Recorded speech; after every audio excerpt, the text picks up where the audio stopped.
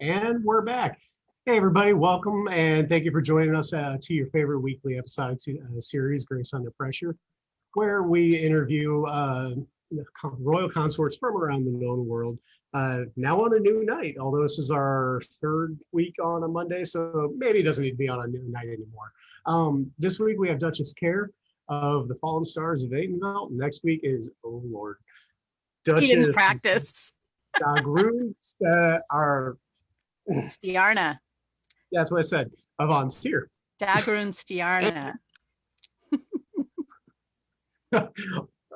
As always, I'm off to a good start, but for now, let's meet our host. All right, so welcome this week and every week to Sir Joel de Grace, who started in the SCA about 16 years ago, and he is now in Callantir by way of the Outlands and Artemisia and North Shield and a bunch of places. So, and he is inspired by his lady wife, the Honorable Lady Aniela. And fun fact about Joel today is not that cold. It's not that fun. He's cold. It's -8 Fahrenheit for our European or scientifically minded listeners. That is very cold. It is nowhere near that cold in Antir. Even in the coldest parts of Antir, I don't think it's gotten quite that cold. So I don't envy that, Joel. The high for the last 2 weeks was like 2 degrees or something like that. It's just been absolutely obscenely cold here and more snow. And also, I will say, while we're still on the introduction here, that if you see me dip off the camera, it's because I have a dumb dog that hurt his ear by shaking his head too hard. And so I have to pull his bandage back up. So just so you know, if you see me dip off camera tonight, that's actually okay. Why. So, and as always, I am joined by the wonderful Duchess Dagmar of Antir. Her first reign was as Princess of Sinagua in the West, and she has since gone on to have 2 reigns in Antir with her husband, Duke Thorn Nielsen. Fun fact about her grace this week is that she controls the weather with her mind. Not really, but all of that snow, she's wanting it to melt, and it's starting to work. That's right. In Seattle, so this is the way winter happens in Seattle. It comes very late because we're next to the water. So that's like a big heat sink. And so it doesn't get very cold here until later in the season. And then we get these incredible weather systems such that people come here from all over the country to study climate and weather at our universities. So we got a foot of snow in about 24 hours, and it is now 24 hours later, and it's like half melted, and it'll be gone probably by Wednesday. And that is how it works here. Now in Portland, they are having a massive freeze, and I am sending my heart out to all of our friends down in the Portland area who are having horrible problems with trees exploding, branches everywhere, and very dangerous icy conditions and massive power outages. So that includes the person who's hosting this call, who's down in that area. So we didn't want to let everybody know that if the power goes out or the internet goes out for any of us, we're just going to go ahead and reschedule this interview. So if we suddenly drop off the live cast, that's why. So yes. So, and we would like to extend, as always, a special thank you to Ashaxi and Rifkin for hosting Grace Under Pressure on the Sisters Interview Network. And now, Joel, would you please introduce our fabulous guest? Oh man, I would be so excited to. As always, everyone, thank you so much for joining us. You know, we appreciate your time. We love seeing everyone in the group. This week, we are so fortunate to be joined by Duchess Care. She's been playing in the SCA since 1971 and is a founding member of the Kingdom of Atenveldt, having reigned in 1976 and 1977. She was also recognized as a Pelican in 1978. Your Grace, thank you so much for joining us this week. It really means a lot to us. And we also have a special surprise for you, Care. We'd like to introduce a special guest, which is Duchess Livia, who's Care's daughter-in-law and has reigned in Atenveldt, and more importantly for me, Antir, where we got to meet her and Morgan, and it was just such a blast. And we're delighted to have you both with us tonight. And Care, we thought we would surprise you. Hi, Mom. So Livia's going to help us know what questions to ask and how to get like the best out of you in case you're being too modest. So Thank you. And what a nice surprise. Daughter of my heart. Oh, But I would like to, my name is actually Cherie of the Fallen Stars. okay. And I'm technically not a founding member of Atenveldt. I came in just after that. I mean, okay. It's just Okay. correct. I It's just understand. correct. It's just correct. Okay. So You can- I very much appreciate those who are founding members. I'm an Aten elder for sure. Aten elder. Okay. I would never, ever, ever refer to anybody as an elder unless they wish to be referred to that way. So, and I would like to point out that it is Cherie in the script, Joel. Yeah. Yeah. Sure. So But I am Care all the time. So that's Yeah. okay too. Awesome. So I will say that we have a lot of photos this time around, which is really fabulous. So we're going to cut short some of our normal get to know you questions. We would like to start though with that origination story for you, Care, about like, how did you start in the SCA? How did you find it? You know, especially in the days before social media and things like that, you know, how did you wander into our hobby? Well, it was brand new, of course. When I first heard about it, it hadn't even created itself in Atenveldt yet. I was queen years and years ago, and this is my 50th year in the organization. And I have to say, I feel some kinship with the queens this year who have reigned through COVID, because my Duke Deaton Claymore and I reigned almost 15 months together, but I was actually in the organization some time before he was, and I'd met a bunch of people who were involved in it. I just met them. Somebody worked at a fast food joint, and he became Duke Robert Round Pounder, and he used to read me his poetry that he wrote when he was in the Round military. Pounder. Is that because he worked in a hamburger joint?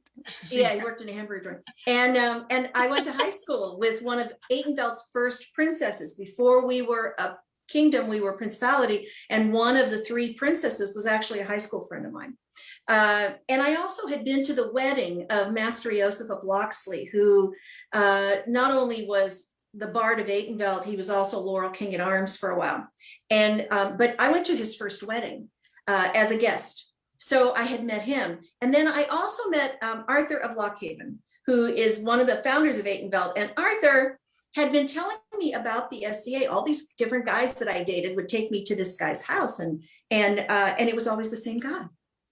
And so I met him several times, and he told me about the SCA. One gentleman I was dating didn't think it sounded like fun. And as soon as that ended, I went and sat outside Arthur's classroom at Arizona State University and said, okay, I want to do it. And he said, absolutely. And my lady would love to take you to, and I did a demo and signed autographs before I knew anything. She stuck a dress on me. That was Irving de Rosamond.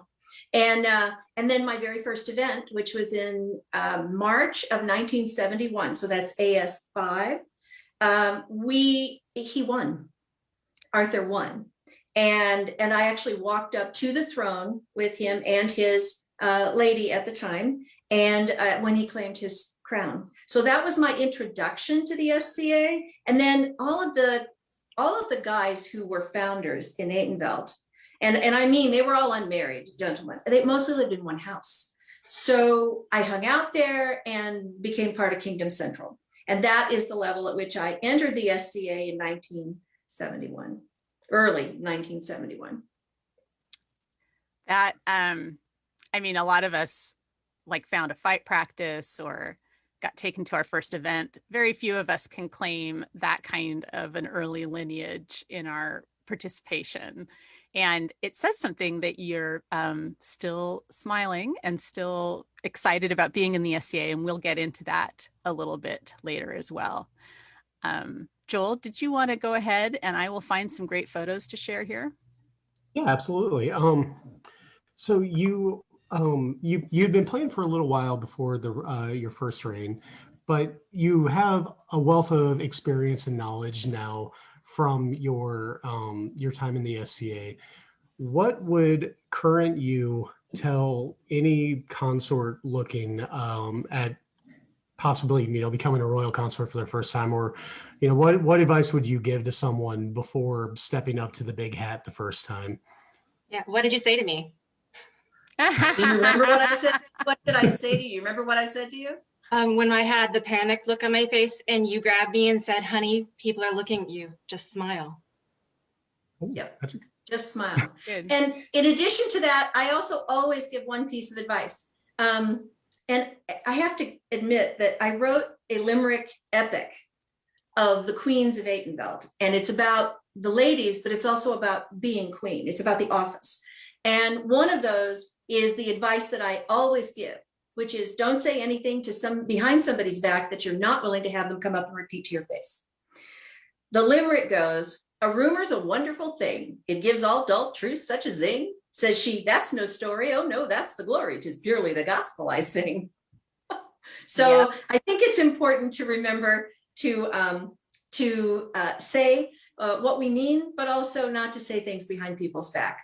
The other thing and the major thing that I recommend is people enjoy it. That ladies, queens will be treated the way they behave, and that they should enjoy part of it. I think it's really, they don't have to be serious all the time. I think, of course, in my day, the SCA was all about play. It wasn't a dream, it was a game.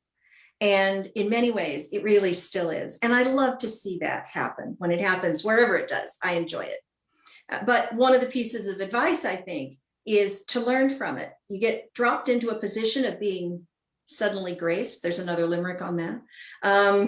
But I say usually, so I suspect the trials they faced may at least in part be traced to being a person of normal aspersion and then suddenly being graced. We're going to be graced. It puts us on the spot. We are expected to be what? Perfection? There's no such thing. So instead, accept that we'll make mistakes and learn from them and grow from them and try it on like a gown and learn from it. Because I think it's through leading in a game that we learn to lead in our own private lives. Yeah, great. I think it speaks to similarly the attitudes that I hold about bias, that if you admit your bias, it's a lot more interesting than if you try to be unbiased, and it's the same thing. It's like, what do you bring to this? And what inclinations or beliefs or ideas do you bring, and be upfront about those, and how the SCA you're going to experience that through those filters. And I think that it does matter. And it's part of the joy of having new royalty every 6 months, is that we're able to see a different vision of what kind of what the SCA can look like through their experiences and their filters. So one of the kind of following questions, and it was a natural thing. Uh-oh, I saw a giggle from Her Grace Livia here. I was like, I'm gonna crash it. What's kind of a humorous mistake? Since you brought up mistakes, is there a humorous story of a mistake that maybe you made, or your wonderful daughter-in-law may have made here on there that we can? I'm incredibly proud of Livia and the job that she and my son Morgan have done, twice in Atenveldt and once in Ontario. They were set, what year? Which queen? King and Queen? 75th? In 75th, 88th, and then 76th of Ontario. And they were King and Queen at the 30th Estrella. Morgan won the crown in Atenveldt almost 30 years to the day after his father did. Those are just really special things, but mistakes are fun. And I know about not saying things behind people's back because that's what I did.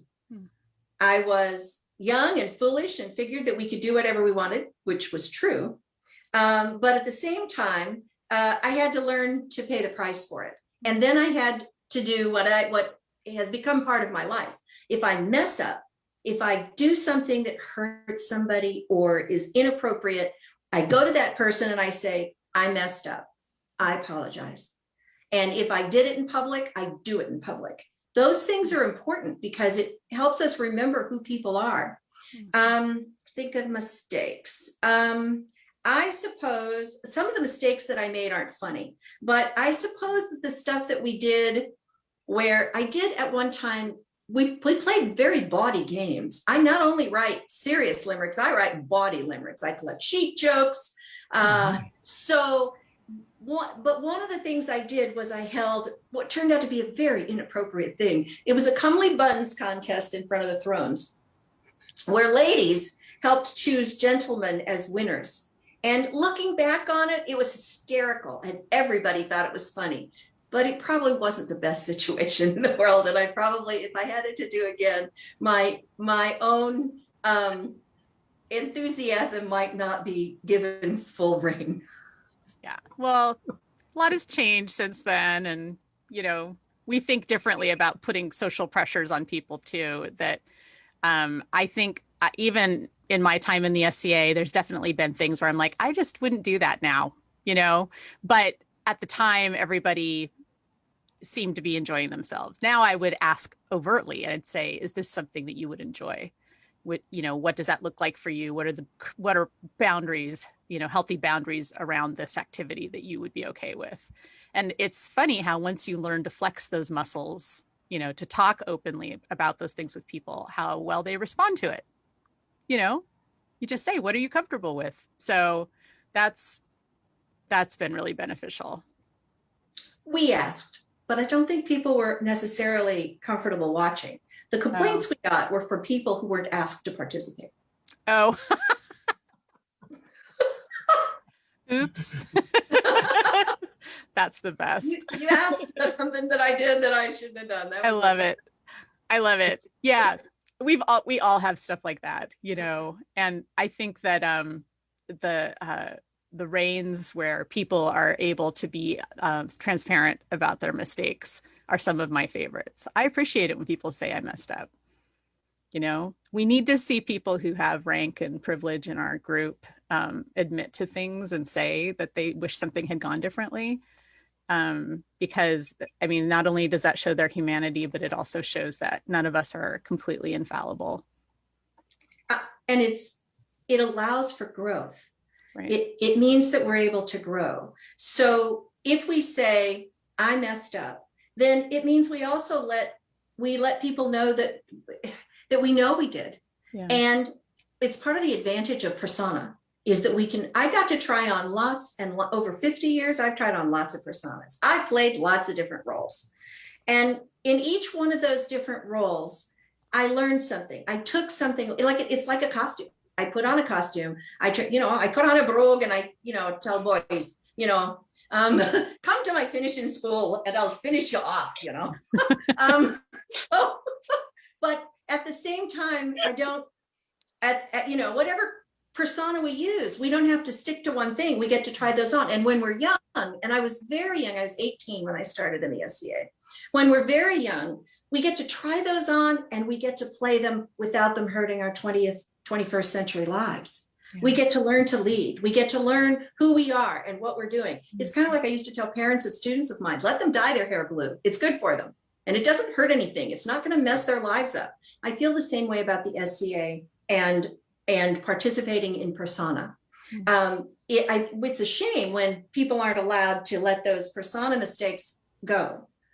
But taking advantage of them and just saying, I messed up is one of the ways to help that process along. Yeah, and I think some of the vocabulary I would use around that now for things that are maybe more serious is that there's always a chance to use restorative justice or to restore things. And we can say we messed up and also say, and here I'd like to make things better in some way and try and participate in some kind of restorative efforts. So for the big things, that's really important. For the smaller things, serious ones. Yeah, but even for the smaller things, going to somebody and saying, what does it look like? What does a better version of this look like for you is so kind and so nice to do. And it gets easier when you've done it. It gets easier, and I'm sure as a teacher, you had lots of times where you needed to, go to people and say, hey, what's a better version of this that we can do? Like, how can we build this together? So I'm going to flip over to the photos, and I'm delighted to hear what they are, but also I'm waiting. I want to hear Livia giggling over some of these too. I think We're that'll giggling at each I'm other. making eyes at my mom. I think that'll be really funny. So we're going to do this a little differently than we normally do. So let's see. How does that look, guys? Absolutely. And many of these pictures are actually by Lawrence of Alon, who I have to give credit. The gentleman, he recorded our lives. He took photos of the first like 13 years of the Kingdom of Atenveldt. So everything that you see, they're not all by him, but many of them are, especially the really old ones. And this one was one by Larry Meek. I'm very grateful to his family that they've given us permission to show them. Larry passed away. Okay. And but we have permission, but they can't be used for any other, they can't be taken offline or used for anything else except by the people who are in them or for SCA historical purposes. Thank you for saying that. Yep. No, it's all right. That's my job, because we were given Felicia, Countess Felicia of Atenveldt, first Queen of Atenveldt, and I are custodians of Larry's slides, of Lawrence of Alon's slides. So it's fair that we're asked to do it. So yes. You want me to tell about this one, or you all want to do that? Oh, please tell us what this is. That is Deaton Claymore and Cherie of the Fallen Stars. And behind us are Lady Reba and Countess Felicia, framed behind us. And this is the day that Deaton won the second crown tournament. We'd been off the throne for 5 weeks. He won, he held another crown tournament right away. At that event, he didn't know if he should, we had just gotten off the throne, so he didn't know if he should reign again. We'd had a crown tournament and things kind of went poorly. So we ended up with no crown again in Atenveldt. And he asked me, and then he asked a lot of other people if he should compete. And there were 4 principalities in Atenveldt, which is the whole southern half of the United States then, except for Southern California. There were 4 principalities represented, and he asked a knight from each of the principalities to canvass the populace. And if there was one person who said he shouldn't fight, he wouldn't. And he made it public. He was regent at the time, and he made it public. And they came back and they said, Your Excellency, because he was a count at the time, Your Excellency, we did not find a single person who did not want you to fight, but we did find something else. Please signify if you would like Deaton to enter the crown. And people stood up and cheered. Oh. And that day he had the flu again, so he won. And and as a result, that's him crowning me on the field, queen on the, in Atenveldt, the kings crown themselves. He crowned himself, and then he crowned me for our second reign. And that's us at that second reign with the king's crowns on. That's King terrific. of King's crowns. Sorry, I was just scrolling around trying to find the other photos, but okay, so now let's move to the next slide. Okay, so these seems like they're coming up in order. That's great. Oh, not even, but it's okay. Oh. It won't make a difference. Uh-oh. It's the order. I'm sorry. It's okay. Don't worry about it. That is Deaton Claymore and Cherie of Atenveldt at the crown tournament, the second crown tournament that we held. And next in front of us are the Prince and Princess, Crown Prince and Princess coronets. And we're sitting in thrones in Albuquerque, New Mexico, in the Outlands. The Shield of Chivalry is off to my left. It was really hot.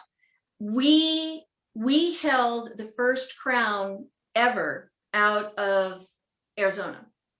And it was not intended, but fate took it upon itself to make things change. And it was the time to decentralize Atenveldt, but we weren't quite there yet. We had arranged for an event in July in northern Arizona. Now, I have to tell you, I'm in Phoenix, right? So summer's 120 degrees. And we couldn't hold it here. So we had to hold it up in the mountains in northern Arizona or southern New Mexico, and they caught fire. Deaton and I had been on the throne for 15 months, almost straight. And all of the forests closed. So we talked about what to do and where to go, and everybody said, we have to move it. We have to move it north. There's nothing else we can do. So we had an offer from Alberon to move it up there, which we did. We took that offer.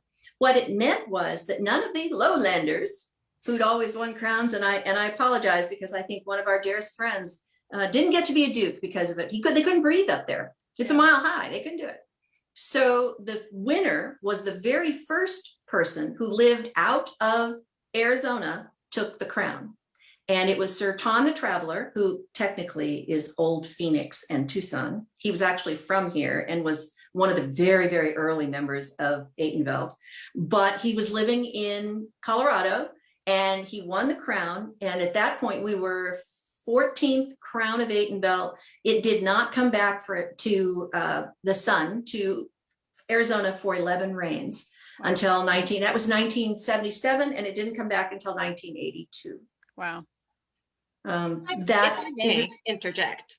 Yes. Your Grace, one, I think you brought up one very excellent point there about the importance and of time management and organization that goes into being a crown. Things like that happen to where you have to the last second make some very important moves and solve logistical nightmares. And that is one thing that every person who wants to be a royal consort should remember, that you will have to deal with things like that at the drop of a hat. And I'd love for you to talk about that a bit, but also I'd love to hear the lineage of the Shield of Chivalry. I'm not sure I know it. Or at least what it is, because it's a unique thing from Atenveldt. Oh, is it really? The Shield of Chivalry was created, you can't really see it in this picture. It's a fist on water. And the Shield of Chivalry is given by the Queen and Ladies of the Rose to a combatant in a crown list, the one who's been the most chivalrous, the most honorable, the most amazing fighter of the day, not necessarily the best and not necessarily the winner, but the one who has really stood out as a chivalrous individual. And the Queen may do it individually, or she may do it by discussing it with the Ladies of the Rose present. It is not unusual for that to happen. We also used to include princesses and ladies who'd been princess when we did that in those days. The Shield of Chivalry, I'm gonna guess, okay? Because if they're watching, I apologize to Lady Tessa of the Gardens and Simon of Amber of Ansteora. They were there, and I think Simon received the Shield of Chivalry that day, but I'm truly not positive. However, his helm did come off. He threw his head back during the tournament. His helm came off and a blow was already headed toward the center of his head. And at that moment, it did connect and he dropped. And he was fine, but he got up and finished the lists. But it's always been of concern that it was that moment when it happened. But he was an incredibly chivalrous fighter on every occasion.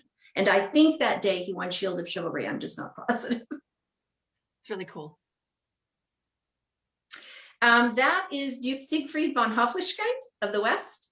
Dave is Duke Siegfried is, when I met him, I did not know that he was a founder of the SCA and one of the two founders of fighting in the SCA. I knew that he was from the West, that he was a player, but I did not know his history. He and I became friends, and he became one of the most important guides and advisors in my SCA life as well as in my private life. The Duke Siegfried came to visit a lot. We saw him a great deal. We traveled together, and always a lot of fun. Much of my love of song and poetry in the SCA is because he shared this amazing wealth of history from old Kingdom of the West with me. And I am honored to be the recipient of all of his collection, or so much of his collection. I'm looking at this. It's a little bitty picture. That picture was taken at an event with, I think it was when Arthur of Lochhaven was king and Irving de Rosamond was queen. I am standing next to the gentleman who would my lord at the time, but the gentleman who would later become Duke Reynard of Foxmore. And my Uncle Richie's behind us. This picture was taken at the very first event that my son Morgan ever attended. He was about a 6-week-old baby. Oh. And this is a picture of all the queens of Atenveldt up to that point. Wow. I am second to the left. Okay. No, that's all right. This picture is one that you can see Dighton, and next to him, this was after Dighton acquiesced to the belted circle of Atenveldt and knighted Sir Trudy Lacklandia. And that is a picture of Trudy with her belt on, belt and chain. Cool. I'm not sure exactly the date of when, but that picture was taken at our first coronation. Great feast, and it was really hot. So you can tell that I've got my hair up and we've kind of sweltered ourselves. My mother, who's on my left, came better prepared for the situation. She said, I am Queen Mum. I'm the dowager. So she wore her pearls. She was beautiful. The young men all chased her around. I called her the dinosaur, but she was beautiful. This picture is of me, and this was taken in 1970, in February of 1977. It is at the event that Atenveldt called the Caid Invitational and Caid called the Border Wars, which was the very first time we used Estrella Mountain Park for an event. It was organized by Ivan DuGray, and I think Dennis of the Titans had some hand in it too, and Kathleen McLarain. They planned an absolutely amazing event. Unfortunately, it was also at this event where the crowns who were our successors had a personal situation erupt. The king left the site and turned his crown over to Dighton, and the queen, by the end of it, had announced that Dighton would be king regent and that Duke Reynard of Foxmore would be queen regent. And that is a picture of me with their daughter, because mostly I watched the kids. That is the lady who would become Duchess Nichelle of White Wolf. This picture is of Dighton and I at the only moment I was truly warm the entire time that we were at an event that was called the Tournament of the Queen's Grace and has gone down in history in Anstora as Tournament of the Queen's Ice. It was a great event. They planned all kinds of things, for tourney and feasts, and there was an Egyptian obeisance by a girl in a litter who stepped out in this see-through Egyptian costume, and it was, I don't know, 4 degrees or something crazy. It was nuts. It was a beautiful event, and there was so much that went on that would have been just wonderful. First thing that happened was I'm allergic to bee stings. I got stung by a wasp. Second thing that happened was the bottom dropped out of the thermometer and it went to 4 degrees. The third thing that happened was Dighton got a cracked sternum. And then we were trying to figure out how we would manage because we were freezing to death. Duke Chorus of Natterhelm, who, before they were Duke and Duchess, took his lady wife, Duchess Leah Natterhelm. He carried her out because her feet were frostbitten. Oh no. And, but we had it was an amazing time. The pictures are gorgeous. We couldn't see anything because of the smoke in our eyes, but it was the only time we were truly warm. And we appreciated all the effort that the Barony of Bjornsburg went into in order to be able to try to do this absolutely amazing event. And we didn't freeze. This is a dinosaur picture, Aten dinosaurs, which is a term of endearment. This picture was taken by a professional photographer at I think it's the 20th anniversary of Arthur of Lockhaven, who's front row left, and his lady wife, Lorelei, who I think is in the second row, third from the left. But that is all of us coming together to enjoy their anniversary, but it's a dinosaur picture. And those are some of the movers and shakers of old Atenveldt. They are Aten elders, except for the gentleman on the far right front row, and that's Duke Henrik of Hahn, who's always been part of Atenveldt as far as we're concerned. He's of the West, many times king, but and a founder of the SCA, but he's ours. That is Deaton, Claymore, and Cherie, he was marshaling, and we're obviously talking some kind of business on the field. It's an intense conversation, and I can tell that we're Count and Countess because I'm wearing just a circlet. By the way, that kind of costume is practical for desert tournaments. You can't wear pretty things in the desert. You have to wear things that are light and easy and airy and not complicated to get either on or off. That's why I wore Roman. That's right. Yeah. This is Deaton during our first reign. He's seated, and he is in the process of creating Francois Duvant, the first prince of the Principality of Meridies, which happened the first month we were on the throne.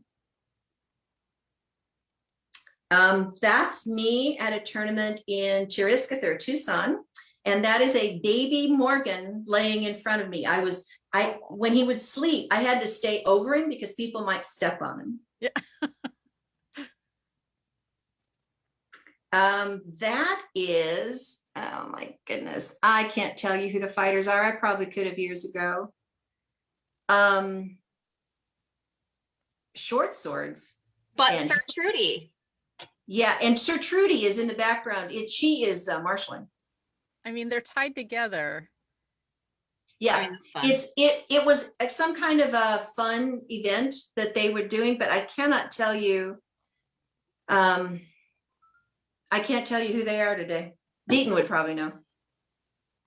This picture was taken at a Christmas coronation of the 25th King and Queen of Atenveldt. That's Amiat of Aragon and his wife Carinza.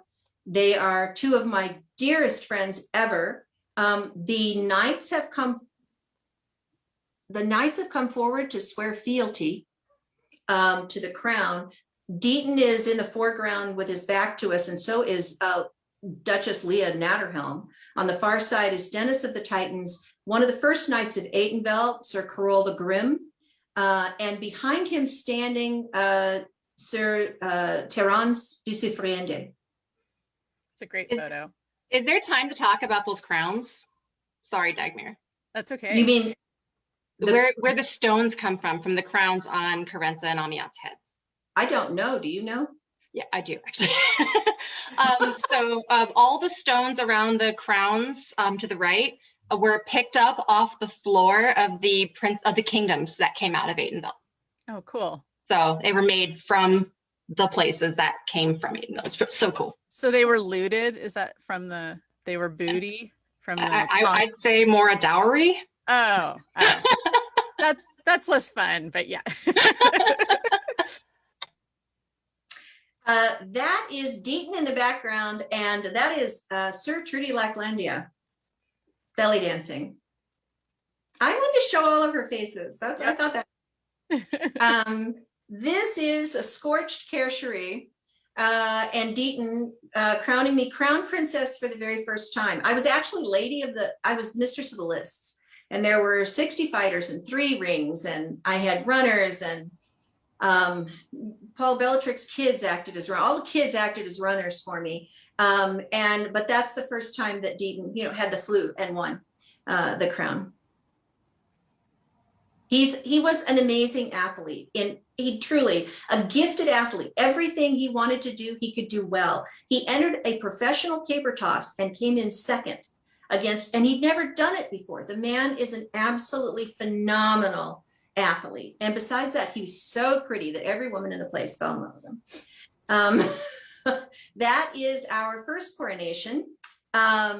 Lady Shikichvala is our herald, and that's Deaton and me on brand new thrones that were made for us. We really appreciate it, and borrowed crowns. We've never had our own personal crowns. We just borrowed. That's a picture of Cherie. I belong to a household, Clan Clarain, and I love thistles. And this was taken in northern Arizona at the first warlord tournament that we had from our first reign. And that's us at the same event. Again, this is a scorched Cherie. A lot of sunburns. That is Arthur of Lockhaven and his new crown princess, Irving, going up to collect their crown the very first time. Collect their, when he won the princess, when he won crown prince, when he won the tourney. That is Richard Ironsteed and Felicia McLaraine. They were first king and queen in Atenveldt. They were on the throne when I entered the society. And that lady today has been my dearest friend and compatriot all these years. And she is now also my actual sister-in-law, because late in life we married brothers. Oh, wow. That's the first picture ever taken of me at the SCA. I'm in purple. It was a pillow fight. We used to play lots of games, and pillow fighting was one of them. Some gentleman I never laid eyes on walked over during the middle of the pillow fight, grabbed me, picked me up, and threw me over his shoulder and carried me off the field. It was sort of a tradition on how to end the pillow fights. That is my high school friend, Angela of the Meadows, when she was princess, and she is giving an award to Larry, to Lord Lawrence of Elan, the photographer, who recorded our lives. Nice. That is a picture of Robert Roundpounder, Duke Robert Roundpounder. He was prince twice and then king twice in early Atenveldt. And he's the guy that used to read me his poetry. Very sweet man. That is one of the two SCA founders. One of them was Richard Ironsteed, first king of Atenveldt. And this one is the other one. This is Sir Michael of Moria, Baron Atenveldt. And they are the two founders.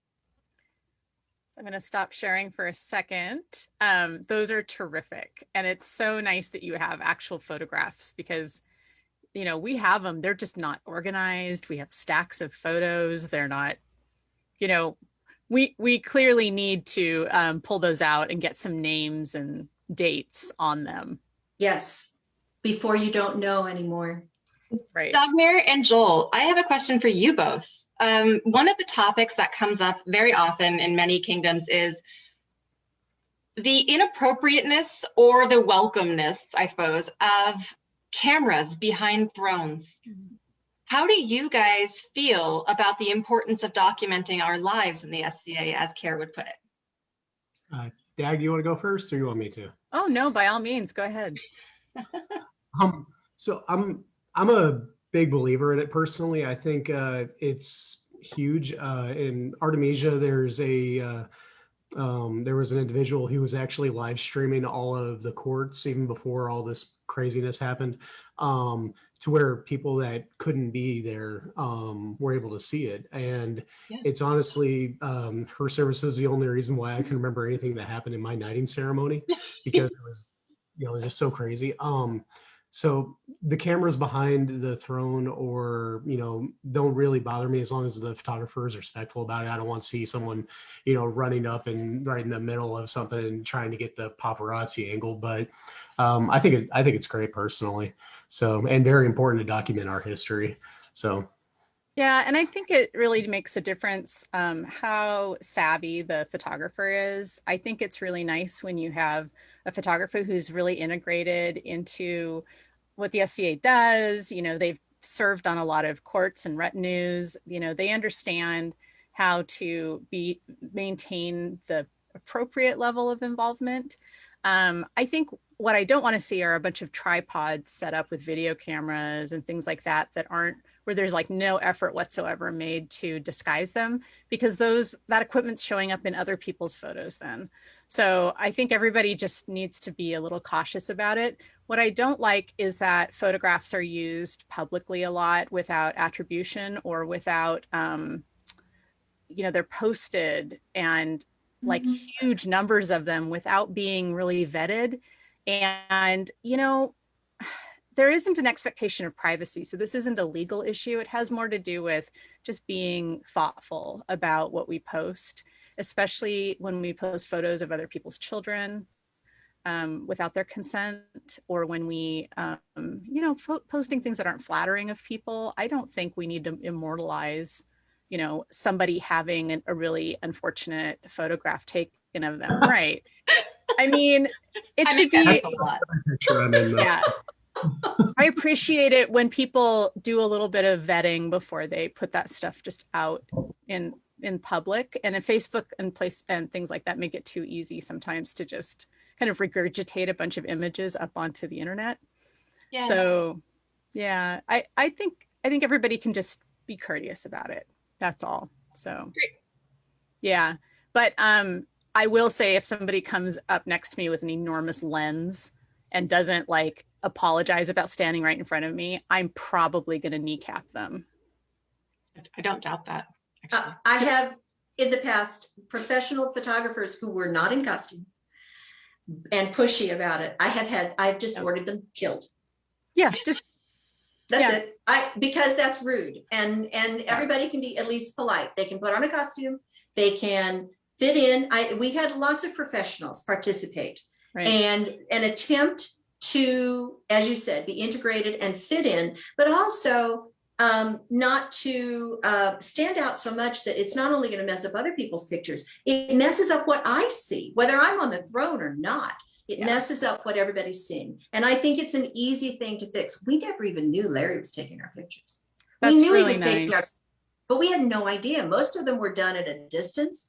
And he, of course, he was not recording history. He was recording his friends.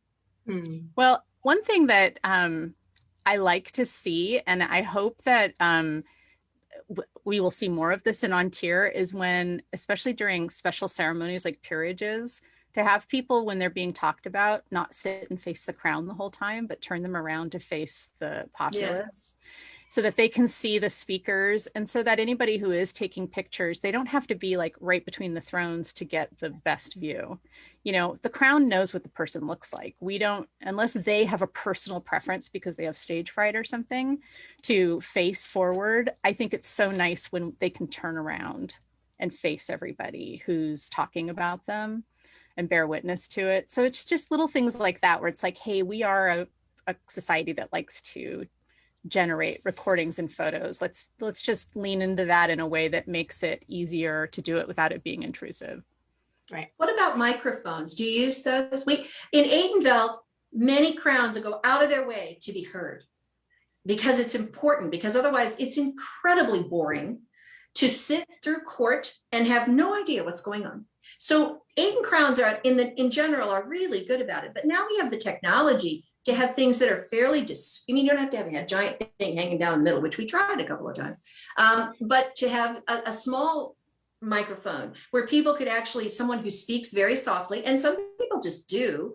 I put kids on stage for years, and it was easy to individually mic them so that they could be, even the ones who were petrified, you could hear what they had to say. You yourself said you got a good microphone so that you could talk softly.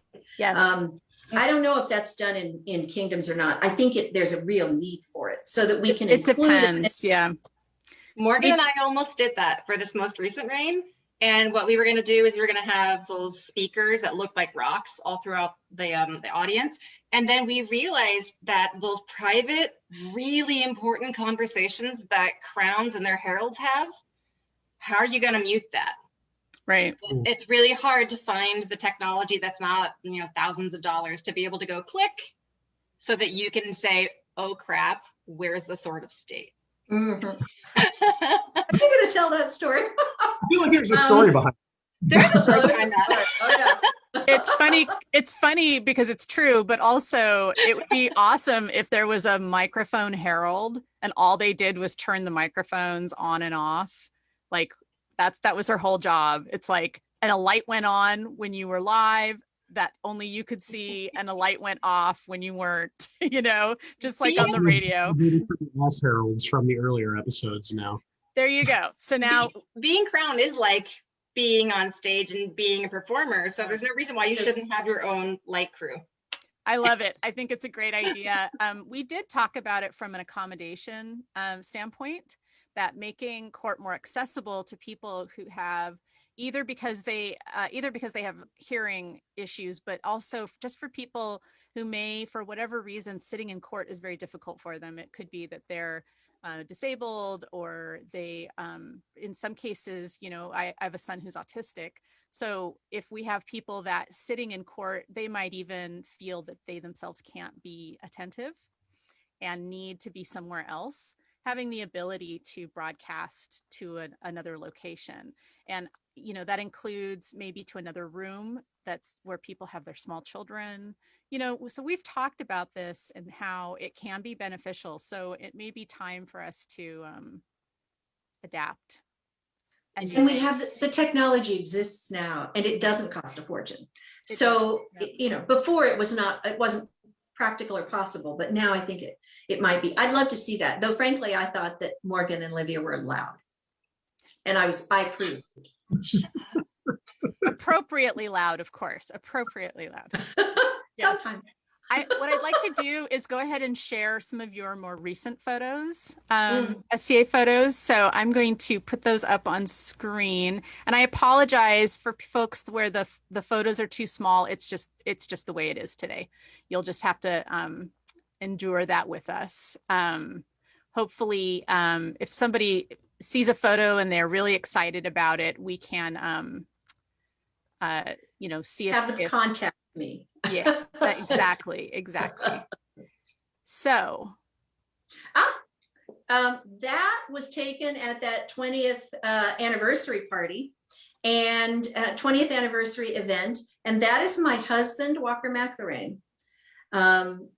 He and I have been together for over 30 years. And he's an absolute jewel. He's a sunny day in my life for more than 30 years.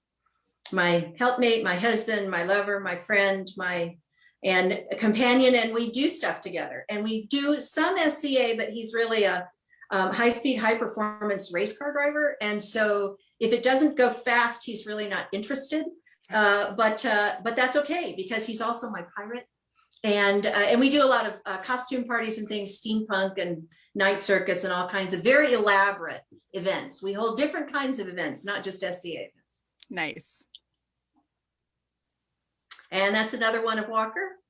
He took a lot of pictures at Estrella over the years. Mostly they are not of him. I had a really hard time finding pictures of him in costume.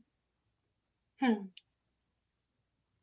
there's another one. Now that's all that same costume. This means that that's probably all taken within a year of it, because he started out doing those, and then he branched out into some other things. He did archery, grew up doing archery, so he did some archery. He did some fencing, so he was doing some of that. And he's quite a horseman, and grew up in the boondocks in Oregon, so he's really quite a horseman. And he thought equestrian might be fun too, but again, it didn't go fast enough. Love this. Oh, I took this. I did. I took that one. That picture is at Atenveldt's 100th coronation.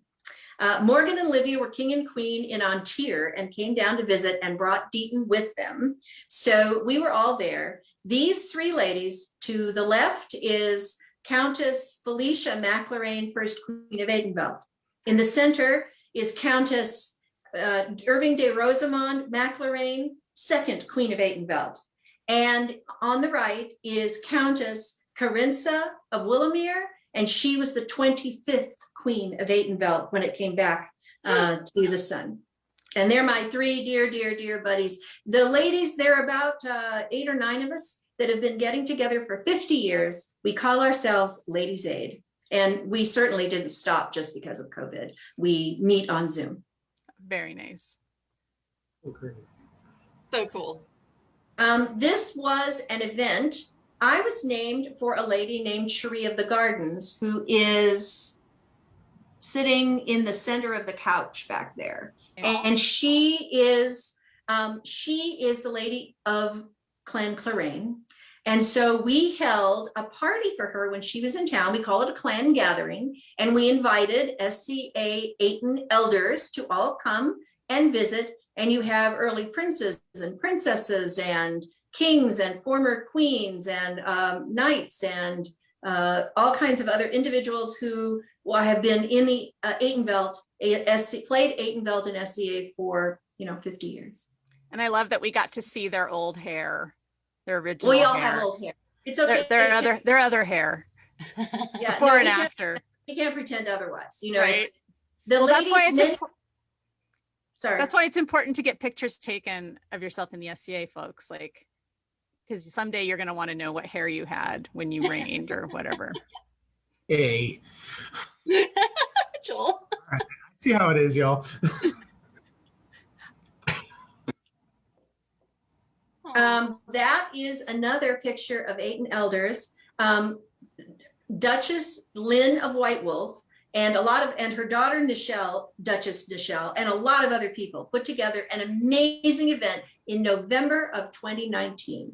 And they invited people from all over who were Ayton elders to celebrate in sort of an old style Atenveldt tournament. And also, also, so many other amazing individuals who came and participated at this event. And that pavilion was the Elders Pavilion.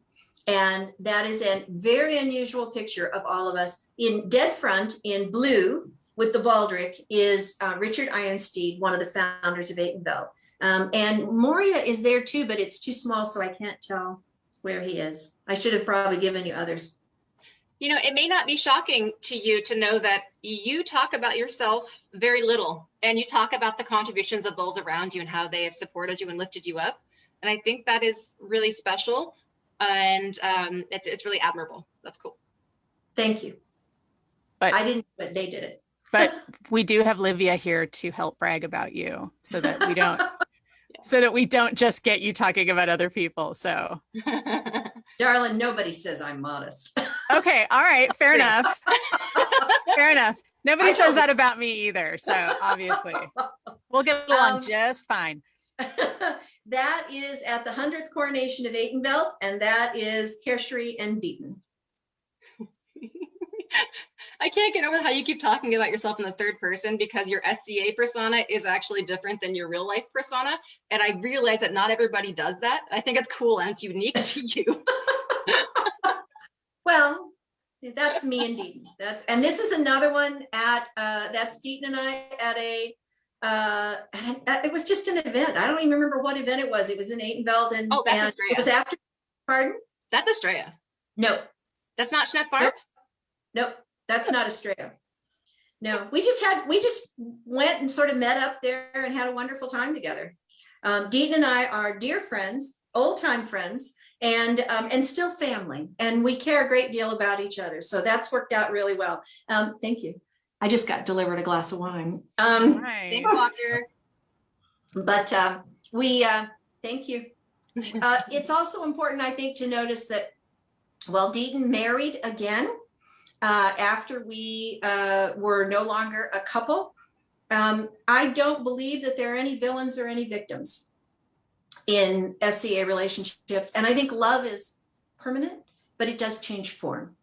And it's okay that it changes form. Relationships change form. So the fact that Deaton and I are old friends and he's still my Duke is perfectly legitimate and within our realm, totally acceptable. Well, some of my favorite people aren't with former partners anymore in the SCA, but they were mindful of how it would affect the SCA when they separated. And I really do appreciate that, because it can create such a rift in the SCA when people aren't conscientious about that. But also, you know, I would hope that if somebody was living with harm, you know, if the partner was not being was being abusive or was harming them in some way, that now we have an awareness too, that the SCA is also a place where we aren't going to tolerate that. You know, we're not going to just stand by and let that happen in front of us. And I think that's gotten a lot better too. But, you know, my exes, I love, and the people that I've dated in the SCA, I can call them up and talk anytime. And I think that's really special when you can do that. Yeah. It's not been my experience that the SCA put up with abusive men or abusive relationships. The SCA that I have known all these years, people stepped in and they were loud about it. So sometimes I think too much, because I have a friend who walked into a door and blacked her eye. And our friend said, oh no, he's being abusive. No, he wasn't. She'd have killed him and she'd have called for help in doing it. But at the same time, Deaton and I have worked really hard over the years to to remain, that there to demand that there were no villains and no victims. We didn't let people take sides. That's lovely. But also his third wife, he's no longer married to her, and it's unfortunate, but they went their separate ways. His third wife had been in the SA for a long time. She'd actually been my lady in waiting. And she's somebody that I love dearly. And when they were together, I demanded that she receive the courtesy title of Duchess, because I believe that all titles are titles of courtesy, especially a queen's, especially the person who didn't win, the consort. I think that's a very important thing to remember always, that all titles are titles of courtesy. And so I loaned my coronet to her at times when they needed it. That's nice.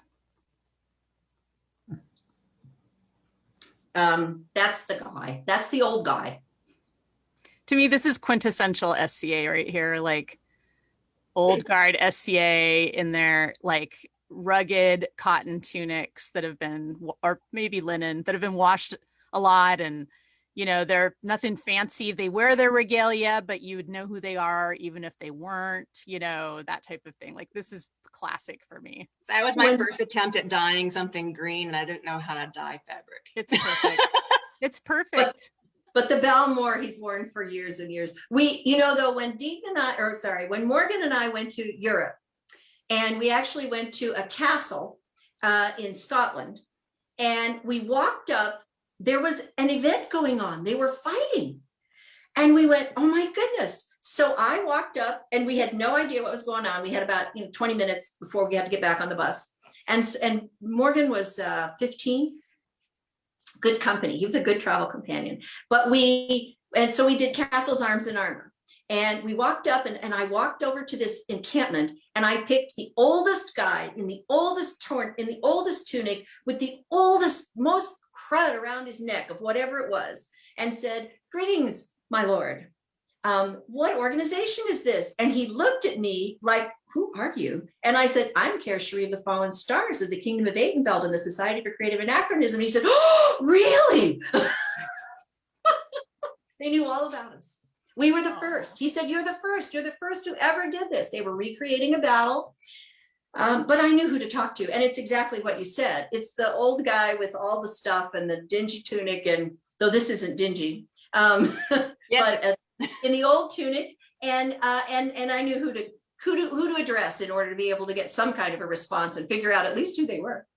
Yep. That is a picture of me at an indoor revel in the barony of Atenveldt. Morgan and Livia were on the throne for the first time at that event. And that's how I really wear my coronet, by the way. Because it should be a tiara. I'm sorry. It is a tiara, of course it is. Mine's a hat. So that's Cherie at Estrella. The picture was actually taken by Deaton, I think.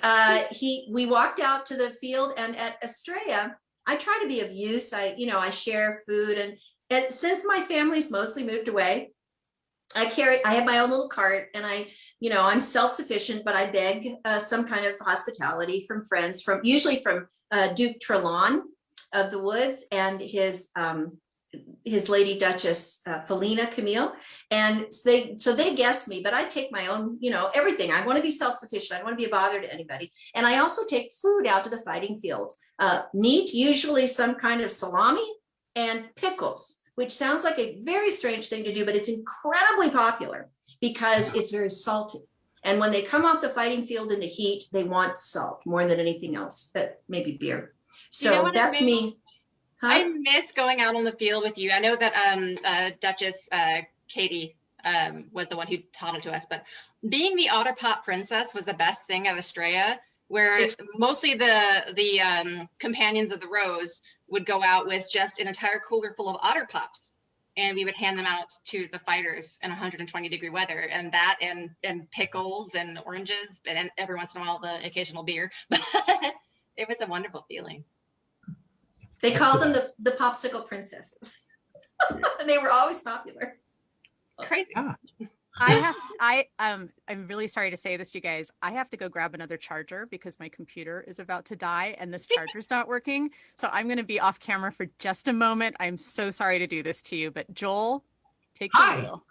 All Ask the right, I questions. guess I'll make something up as I go here. So this actually would be a good question for both of you. And Your Grace Livia, if I caught you off guard when I made a joke earlier, I apologize. I wasn't trying to be rough or anything. So no, I know. Hey, I'm just trying to be nice here.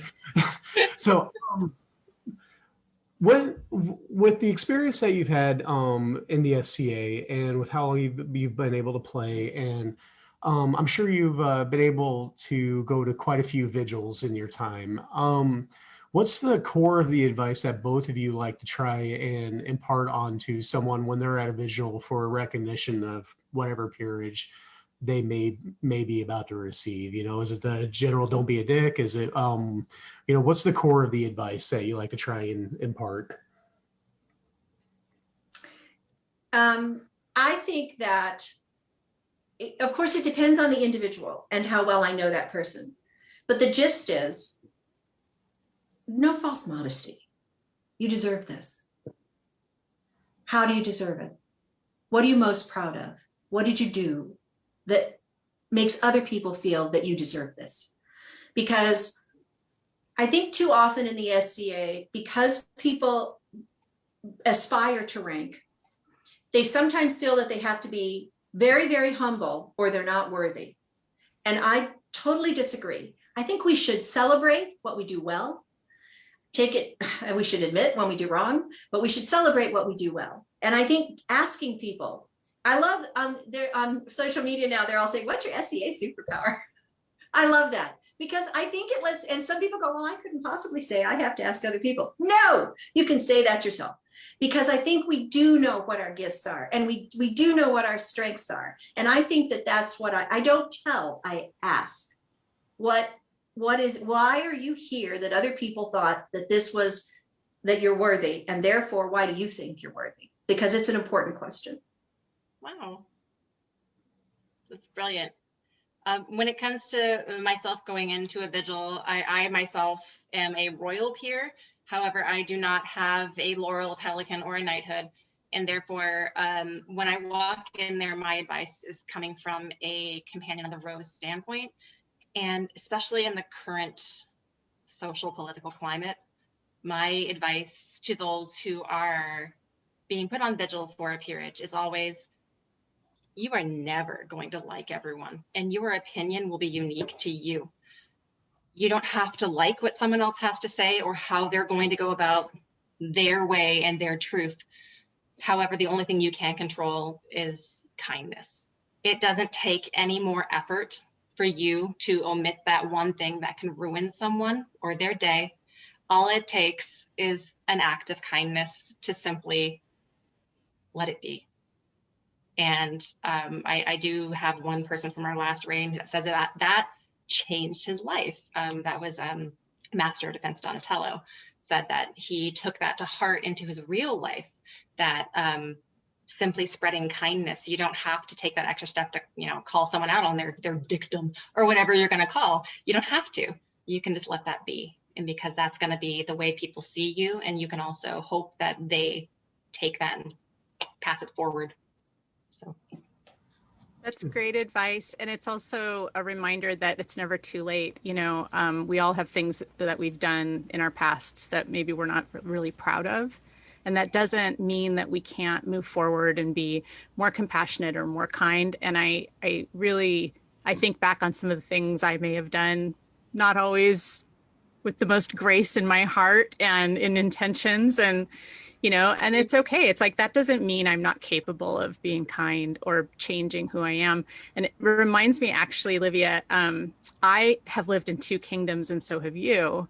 And that's another thing that I realized when I switched kingdoms is like, oh, I'm starting with a whole new group of people who, everything's going to be different, but also it's an opportunity. I'm like, maybe, I don't know, maybe I can be an artist now, or maybe I can be, like in my case, maybe I can do a different time period, or I can, you know what I mean? Like it's really a chance to be somebody else or to lean into things that maybe in the past I didn't have time to do or whatever, to the point where when I was made a Laurel, when I had moved to the West, my friends up here were like, oh, is she finally going to be recognized for a skill set I didn't do down there? And people down there were like, no, she's being recognized for this complete other thing that people up here had no idea I did. So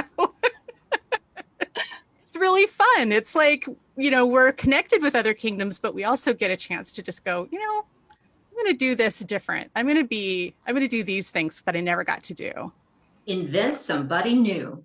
Yeah, which is kind of cool, you know, so. It's very cool. I'm a very different person on Tier than I think I ever was in Atenveldt, mostly because they all knew me since I was 15 years old. I mean, yeah, I'm so glad we didn't have social media when I was 15. How about you, Livia? Oh, but I did. It was the worst. MySpace was the worst. No, I'm a little older than you, but also I'm really glad we don't need evidence of any of that. I want to go back to some photos while we're talking because your Carrier Modern photos are really cute. And speaking of things that are where there's photographic evidence, if we don't get some of these pirate pictures on this. Oh, your pirate. The pirate parties are the best. I will be really sad if we don't get to at least some of these. So we made my husband created an 18-foot crow's nest in our backyard, and then we were asked to bring it to Australia. Oh, go back. I'll go back. Hang on. Yeah, so this was just the first photo on there. It's adorable. Yeah, that's on there because in my family, doing amazing things and being gifted was never about academics or how we succeed in our lives. It was never about goal setting or anything like that. It was about the things we do. It's what we did with our lives. This is my mother, my brother, and I. I was 11 years old, and we raised lion cubs in the house. Now, the lions their mother didn't have milk. They were going to die. We took them over. A lot of work. But what happened as a result is that when they went into zoos, my mother was their mother. These were my siblings. And the way that I learned to speak in public the very first time was this, because they were at a zoo. My mother would go in with these, 500-pound cats, and all they wanted to do was sit on her and wash her, which is like being raked with a wood rasp. And she had to take my dad and other people in with her in order to protect her, but they were her babies. And what my brother and I did was we stood outside and we answered questions to hundreds of people at 11 years old. So people talk about the SCA and learning different things. I think the SCA has taught me how to be a good teacher. It taught me how to lead. It taught me how to lead people who were reluctant to be led and would vote with their feet by disappearing if they didn't like what was going on. But the speaking skills came from that.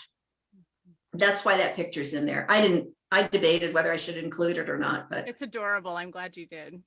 The baby lion. I'm sorry, this is small, guys, but you can get the gist if you see all the feathers. Yeah, that is a pirate picture, I think, taken at a pirate convention in New Orleans. That is Walker between Carenza and me, our pirate friends. And that is Morgan and me on top of the crow's nest in our backyard. You have to have some place to take photos. Sometimes you need a dirigible to take photos in, or you need to be on a train that you made in the backyard to take photos. This time we needed a crow's nest. And that's us at another pirate party. Offline. Where, 100 people, we just had 100 people there. Invite 100 of your closest friends to these things. Offline, Livia asked me about the pirate parties in Ontier that we had. It's not appropriate to talk about during the interview. I think that moments like this are incredibly important to remember that mainstream royalists or baronial active players, it's important to remember that our newcomers come in as pirates. They come in wearing chainmail. It's incredibly important to know that these are fun aspects, and the more you get to know these people, the more we draw in an entirely new generation. And also, it's freaking fun. It's how I met Walker. And He came to the Estrella as a pirate. Well, he came as a pirate. That's how I met him. Vikings are pirates. All right. Prove me wrong. I can't prove you wrong. I think that they mostly went a Viking whenever the women in the encampment would all sink their cycles and they wanted to escape us. I like that idea. I think. And they all had seasonal affective disorder. I'm also willing to defend that stance. So Excellent. This picture is us. I read Aaron Morgenstern's book, The Night Circus, and thought it was so creative. And we had this big piece of property. So we gave everybody we knew set up their pavilions, and everywhere across this property, the pavilions were intended when you enter one that it would change your sense of reality. And we had bars and food, and it was an amazing event. It could have been much better if the bottom hadn't dropped out of the thermometer in Arizona rather abruptly, as it does occasionally. And it was really cold. But other than that, it was really a lot of fun. it's very cool. This is totally up my alley today. For those of you who are Facebook friends with me, I posted a copy of all my laundry hanging, my pandemic elder goth laundry. And I was like, I clearly need a palette cleanser because I have it's really just a sea of stripes and black. And I thought it was very funny. So this is Anything wrong with that? this is awesome.